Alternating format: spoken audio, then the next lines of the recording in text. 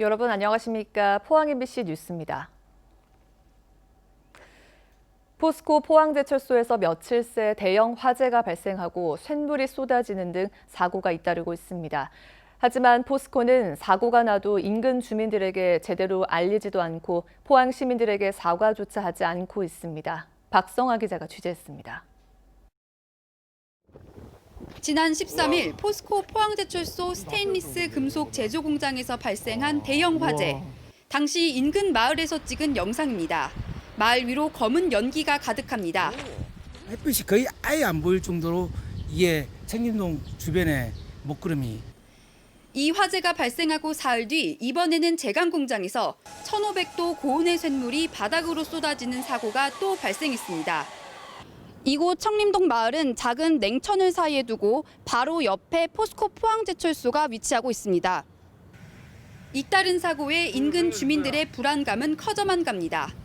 크게 검은 연기가 올라가고 하니 엄청 불안했죠, 지역 주민들은. 대피라든지 화재에 대한 안내라든지 이런 부분은 전혀 없었습니다. 13일 사고 당시에는 공장 시설에 플라스틱이 타면서 유독성 연기가 마을을 뒤덮었지만 포스코로부터 어떤 통보나 안내도 받지 못했습니다. 아직까지 대피하다는 소리 한번 한 적도 없고 주민들이 모르고 넘어가는 것도 엄청나게 많이 있었지. 포항환경운동연합과 금속노조 포스코지회도 성명을 통해 대형 사고가 나거나 위법사항이 드러나도 포스코는 포항 시민들에게 사과조차 하지 않고 있다고 주장했습니다. 또 노조는 포스코가 1조 원이 넘는 막대한 안전 예산을 투입하고도 왜 사고가 잇따르는지 이해할 수 없다며 이 돈의 정확한 사용처를 밝히라고 촉구했습니다. 1조 원의 돈을 투자한다고 했는데 지금 3년이 다 돼 가는데 그 돈 투자 항목이 명확하지가 않습니다. 작업자 감시를 위한 CCTV가 지금 가장 큰 것이고 나머지 부분은 지금 아직도 확인되지 않고 있습니다. 한편 포스코 인근 주민들은 평소에도 포스코의 대기오염 물질과 정체불명의 검은 분진 등으로 환경오염 피해를 일상적으로 겪어왔다며 감독기관인 경상북도와 포항시가 포스코에 대한 적극적인 단속과 처벌에 나서라고 밝혔습니다. MBC 뉴스 박성아입니다. 포항시의회가 시민의 방청과 언론사의 유튜브 생중계를 가로막아 지방자치와 민주주의에 역행한다는 비판을 받고 있습니다. 시의회는 방청과 생중계를 위해서는 사전 협의해야 한다고 밝혔는데 관련 법률을 찾아봤더니 그러한 규정도 없었습니다. 장성훈 기자입니다. 포항시의회 복지환경위원회의 행정사무감사장, 의원들 간의 의견이 팽팽히 맞서고 있는 포항하수처리장에 대한 감사를 앞두고 위원장이 방청 중인 한 시민에게 퇴실할 것을 요구합니다. 죄송합니다. 지금 퇴실을 좀 하셔야겠습니다. 제가 뭐 방해하고 하고 있는 게 없지 않습니까? 미리 협조된 사항이 아니어서. 퇴실 요구를 받은 시민은 포항환경운동연합 사무국장, 위원장의 결정을 납득할 수 없다며 항의합니다. 제가 뭐 방해했습니까? 오히려 이런 지적이 이 회의의 진행을 지체시키는 것 같은데요. 당연한 거 아닙니까? 예. 뭐 무슨 여기 난동 부리러 온 것도 아니고. 결국 위원장은 의원들에게 의견을 물어 뒤늦게 방청을 허용하기로 결정을 번복합니다. 위원장은 포항 MBC의 유튜브 생중계도 사전 협의가 부족했다는 이유로 허가하지 않았습니다. 3명의 의원들은 시민 알 권리 차원에서 허용해야 한다고 요구했지만 표결을 거쳐 생중계 불허 결정이 납니다. 의원들에게 전체 다 물어보십시오. 물어보시고 그다음에 결정이. 위원님들께서도 지금 100% 찬성은 아니지만 제가 위원장으로서 오늘 방송하는 것은 허락하지 않겠습니다. 포항시 의회는 지방자치법을 근거로 사전 협의되지 않아 불허했다고 주장했지만 법 취지와는 거리가 멉니다. 방청인의 퇴실 명령은 질서 유지의 목적일 때만 가능하고 방청이나 언론사의 유튜브 생중계 때 사전 협의해야 한다는 내용은 아예 없습니다. 더구나 포항시 의회는 홈페이지를 통해 조건 없이 시민들의 방청이 가능하다고 홍보하고도 실제로는 상반된 행태를 보인 겁니다. 어떤 의사 진행에 있어서 방해가 되는 행위에 대해서 이렇게 조항을 금지를 시켜놓은 거지 그 외에 어떤 시민들의 방청 행위라든지 그것을 어떤 뭐 다른 방송이나 이런 것들을 통해서 국민들에게 알 권리를 보장하는 것을 막을 어떠한 명분도 없다라고 생각을 합니다.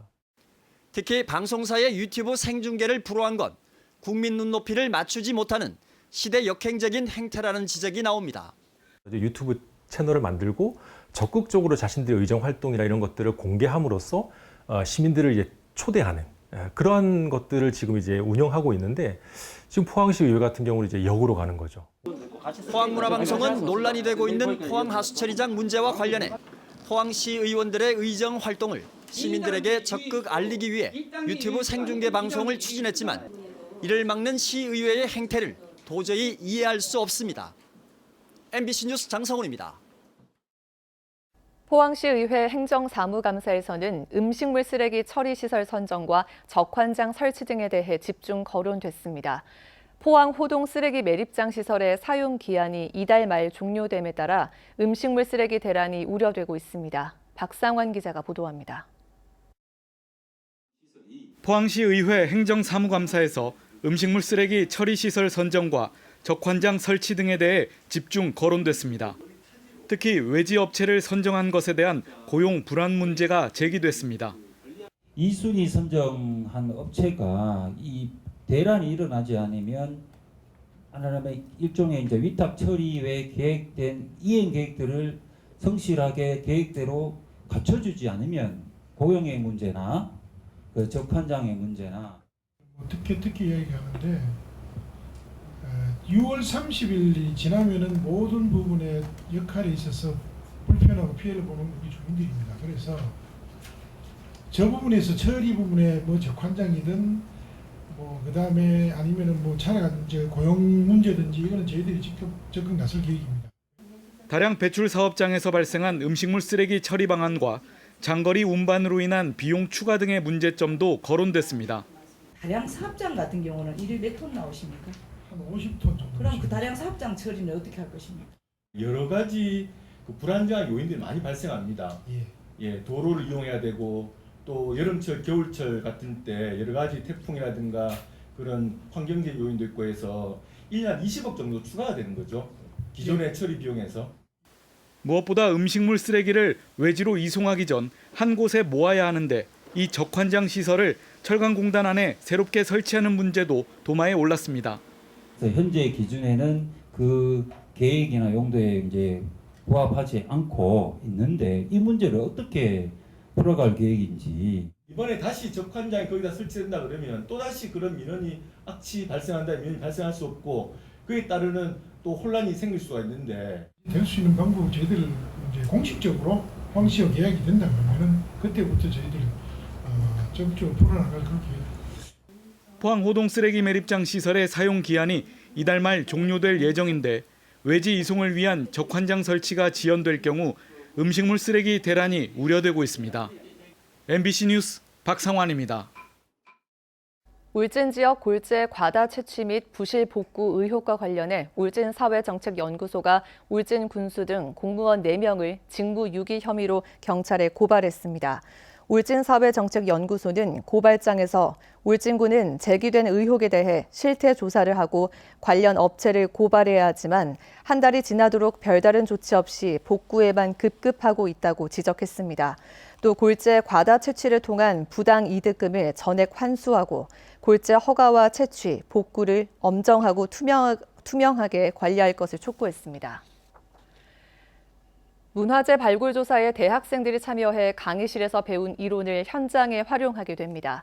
대학생들이 교과 수업으로 발굴에 참여하기는 이번이 처음으로 문화재청은 성과를 봐가면서 대학생 실습 기회를 확대할 계획입니다. 김철승 기자입니다. 경주 분황사와 황룡사지 사이에 위치한 구항동 지성묘. 국립경주문화재연구소가 발굴을 시작했습니다. 인근에서는 신라가 형성되기 이전 청동기 시대 주거지가 확인된 적이 있습니다. 종전과 다른 점은 대학생들을 참여시킨 것입니다. 동국대 경주 캠퍼스 고고미술사학과 학생 20여 명은 교과 수업으로 하루 6시간 18일간 발굴에 참여합니다. 시작을 알리는 개토제서부터 보고서 발간 과정까지 체계적으로 배우게 됩니다.